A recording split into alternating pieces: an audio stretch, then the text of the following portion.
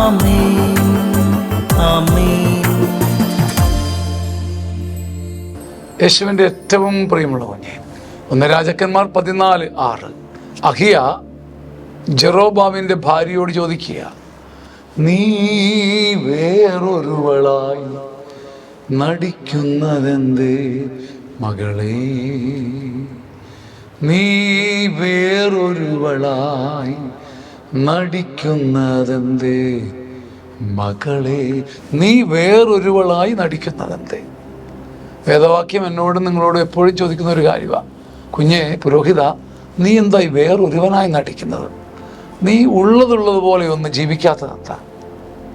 നീ എന്ത് നേടുമെന്നാകരുത്. നീ മറവും ഒളിവും ഈ ടാക്ടിക്സും നയതന്ത്രജ്ഞതയും നീ വേറൊരുവനായി ചമയാതെ നീയായിട്ടിരിക്കേ. ശരിയാണ്, ചിലരേക്ക് നാം അനുകരിക്കും രീതികളൊക്കെ, പക്ഷെ നീ ആയിരിക്കണം. നീ ആയിരിക്കുമ്പം തന്നാൽ താനായിരിക്കുന്ന ദൈവം നിന്റെ കൂടെ ആയിരിക്കും. നീ വേറൊരുവളായി നടിക്കുന്നതെന്ത്? നീ വേറൊരുവനായി, നീ വേറൊരാളെ പോലെ ചമയുന്നതെന്തിനാ? Be your self. നീ തന്നെ ആയിരിക്കുമ്പം ആയിരിക്കുന്നവനായ ദൈവം, ഐ ആം ഹൂ ആം, ഞാൻ ആയിരിക്കുന്നവൻ എന്ന് പറഞ്ഞ ദൈവം നിന്റെ കൂടെ ആയിരിക്കും. ആമേൻ. വീണ്ടും മധുരമനോഹരമായ ധ്യാനം വരികയാണ്.